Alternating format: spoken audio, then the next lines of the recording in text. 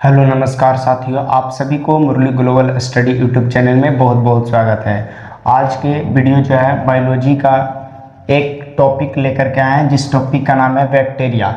आज जो है हम लोग बैक्टीरिया के बारे में अध्ययन करेंगे। कभी ना कभी आप लोग जरूर इसके बारे में सुने होंगे, बैक्टीरिया के बारे में। जो माइक्रो ऑर्गेनिज्म होता है, सूक्ष्म जीव होता है। क्या होता है? सूक्ष्म जीव होता है। क्या होता है? सूक्ष्म जीव। मैंने बोल सकते हैं कि इतना छोटा जो हम लोग नंगी आंख से नहीं देख सकते हैं, माइक्रोस्कोप की मदद से देख सकते हैं, वैसा जीव। तो इसमें हम जो है आज जो है अध्ययन करेंगे बैक्टीरिया के बारे में। किसके बारे में? बैक्टीरिया के बारे में। बैक्टीरिया को हम लोग हिंदी में जीवाणु कहते हैं। क्या बोलते हैं? जीवाणु कहा जाता है। अब जो है सबसे फर्स्ट पॉइंट लिखा गया है। सबसे फर्स्ट पॉइंट क्या लिखा है कि बैक्टीरिया, क्या लिखे हैं? बैक्टीरिया के अध्ययन को बैक्टीरियोलॉजी या जीवाणु विज्ञान कहते हैं। इसका मतलब ये हुआ कि जो हम लोग बैक्टीरिया के बारे में जब हम लोग अध्ययन करते हैं तो उसको हम लोग क्या बोलते हैं? बैक्टीरियोलॉजी बोलते हैं। जैसे हम लोग बोल सकते हैं कि टिश्यू के बारे, सेल के बारे में, यानी कोशिका के बारे में जब हम लोग अध्ययन करते हैं तो हम लोग उसको बोलते हैं साइटोलॉजी। उसी तरह से जो है बैक्टीरिया के बारे में जब हम लोग अध्ययन करेंगे तो बैक्टीरियोलॉजी कहेंगे। क्या कहेंगे? बैक्टीरियोलॉजी या जीवाणु विज्ञान कहेंगे। क्या कहेंगे? जीवाणु विज्ञान। चलिए नेक्स्ट पॉइंट देख लेते हैं। अगला पॉइंट जो है लिखे हैं कि बैक्टीरिया पृथ्वी पर सबसे पहले, देखिए, बैक्टीरिया पृथ्वी पर सबसे पहले आने वाला जीव था या थे। बैक्टीरिया जो था वो पृथ्वी पर सबसे पहले आया था। सबसे पहले कौन आया था? तो बैक्टीरिया आया था, जीवाणु आया था। कहाँ? पृथ्वी पर, जो लगभग 3.5 अरब 3.5 अरब वर्ष पूर्व प्रकट हुआ था। कितना वर्ष, कितना पहले आया था? तो 3.5 अरब वर्ष पूर्व आया था। काफी लंबा समय हो जाता है। तो इतना वर्ष जो है पहले जो है ही आया था। कौन? बैक्टीरिया आया था। तो बैक्टीरिया पूछा जाए आपसे क्वेश्चन कि बैक्टीरिया जो है पृथ्वी पर कितना वर्ष पूर्व आया था, तो वो आया था 3.5 अरब वर्ष पूर्व आया था।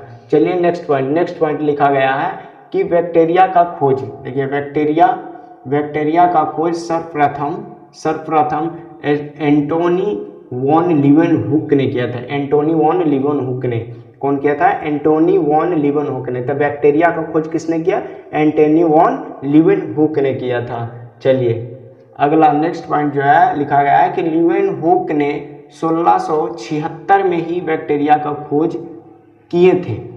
लीवेनहुक जो था, लीवेनहुक वैज्ञानिक जो था, ये लीवेनहुक वैज्ञानिक कब बैक्टीरिया का खोज कर दिए थे? तो 1676 ईस्वी में ही बैक्टीरिया का खोज किए थे। पर वह दुनिया के सामने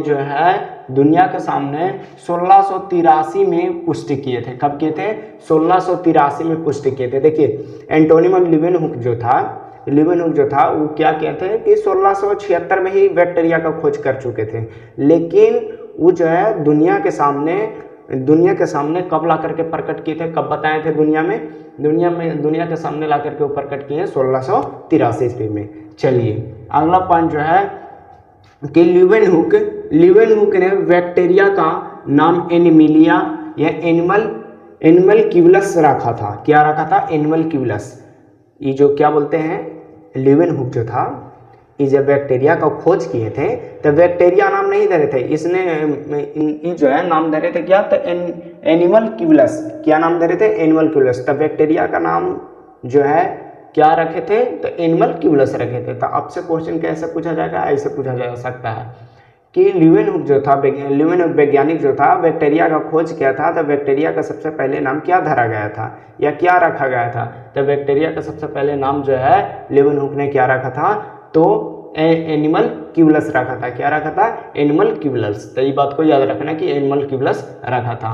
पर फिर बोलता है कि पर 1829 में एनहरबर्ग ने बैक्टीरिया नाम दिया था। और बैक्टीरिया नाम फिर कौन वैज्ञानिक दिया? तो एनहरबर्ग नामक एक बैक्टीरिया वैज्ञानिक है। वो वैज्ञानिक जो है एनहरबर्ग वैज्ञानिक जो था, उसने बैक्टीरिया का नाम दिया था। कब दिया था? 1829 में। तो वही बात लिखे हैं कि पर 1829 में एनहरबर्ग ने बैक्टीरिया का नाम दिया था। बैक्टीरिया का नाम कब दिया गया था?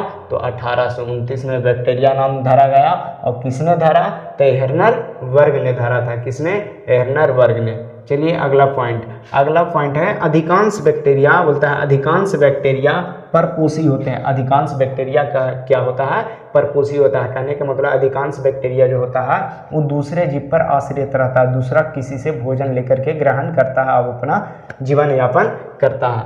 तो दूसरा किसी से अपना भोजन लेकर के जीवन यापन करेगा। कौन? बैक्टीरिया। सब बैक्टीरिया नहीं, मैक्सिमम बैक्टीरिया जो है परपोषी होते हैं, दूसरे जीव पर आश्रित रहते हैं, पर कुछ बैक्टीरिया स्वपोषी भी होते हैं, जिसको हम लोग साइनोबैक्टीरिया के नाम से भी जानते हैं। चलिए तो यहाँ पे लिख दिए हैं कि कुछ बैक्टीरिया स्वपोषी भी होते हैं। कुछ बैक्टीरिया जो है क्या होता है? स्वपोषी होता है। और स्वपोषी बैक्टीरिया को साइनोबैक्टीरिया कहा जाता है। तो स्वपोषी बैक्टीरिया को क्या कहा जाएगा? साइनोबैक्टीरिया।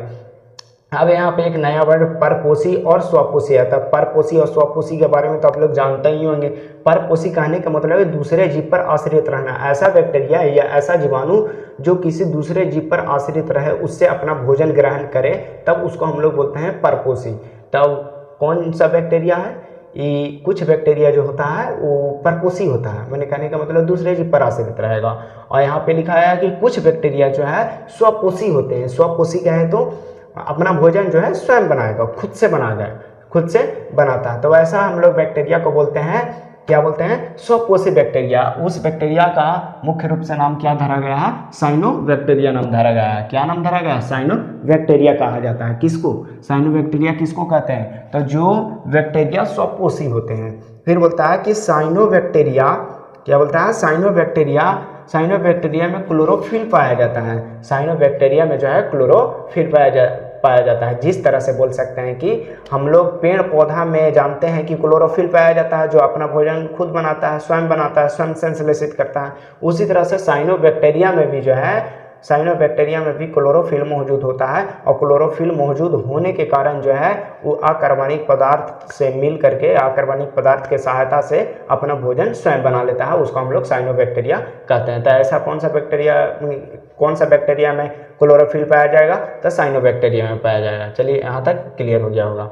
अगला पॉइंट लिखे हैं कि बैक्टीरिया प्रजनन प्रायः विखंडन द्वारा या अलैंगिक जनन होता है। बोलता है इसमें कि अलैंगिक जनन के एक पार्ट होता है विखंडन, जो आमतौर पर आप लोग जानते होंगे कि अमीबा में होता है।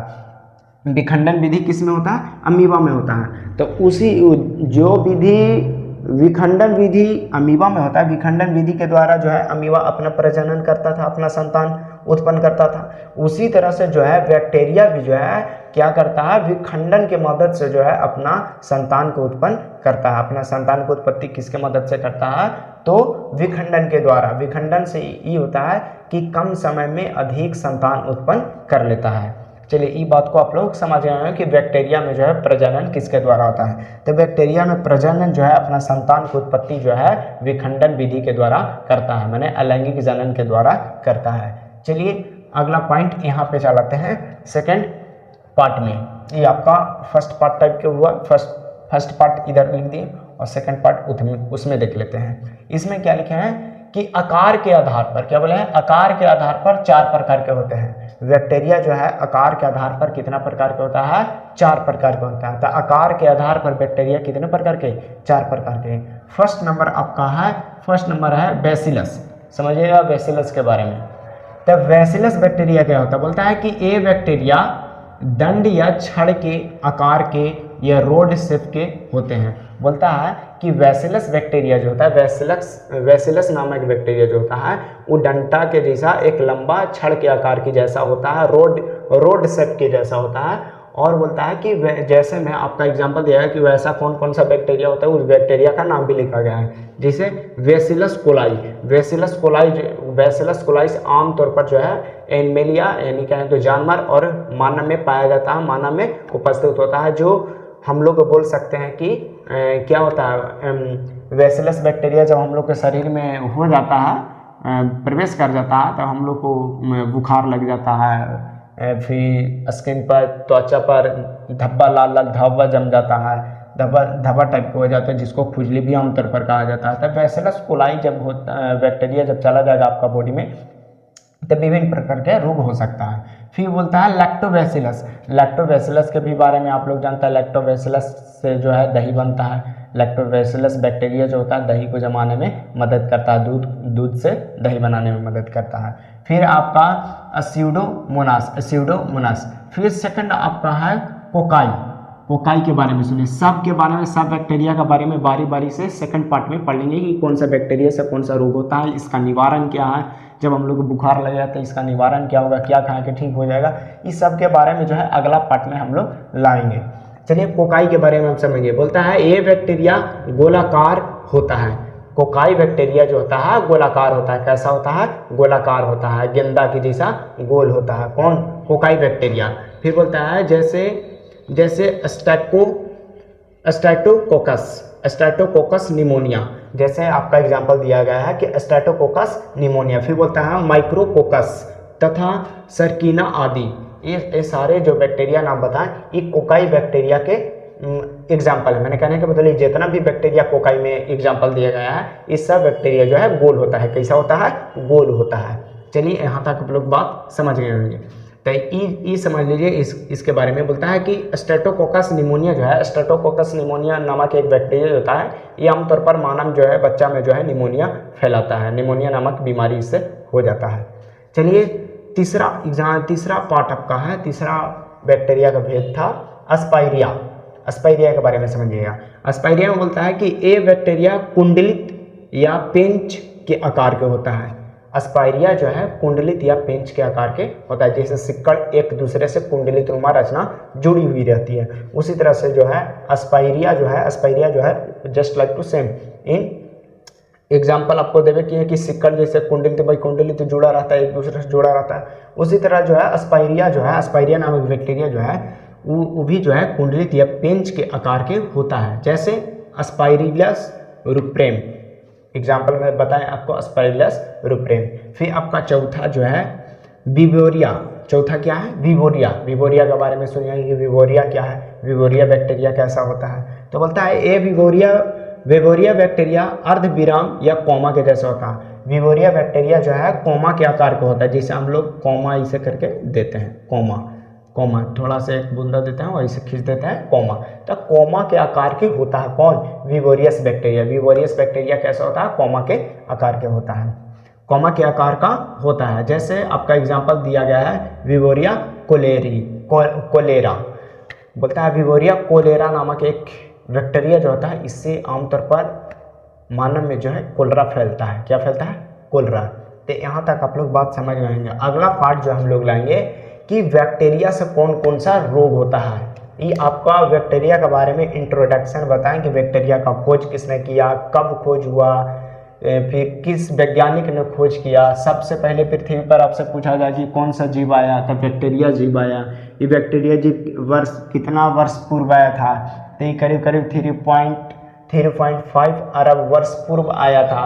खोज कब किया गया? तो 1676 में किया गया। आपसे पूछा जाए कि बैक्टीरिया का खोज किसने किया, तो लीवेनहुक ने किया। कब किया? तो 1676 ईस्वी में किया। लेकिन दुनिया के सामने कब प्रकट हुआ? तो 1683 ईस्वी में हुआ था। फिर बोलता है कि लीवेनहुक ने जो है बैक्टीरिया को बैक्टीरिया नाम नहीं रखा था। बैक्टीरिया को लीवेनहुक ने नाम क्या धरा था? तो एनिमलक्यूलस नाम धरा था। क्या? एनिमलक्यूलस नाम रखा था। अब एनिमलक्यूलस नाम को हटा करके बैक्टीरिया नाम। थैंक यू सो मच, धन्यवाद।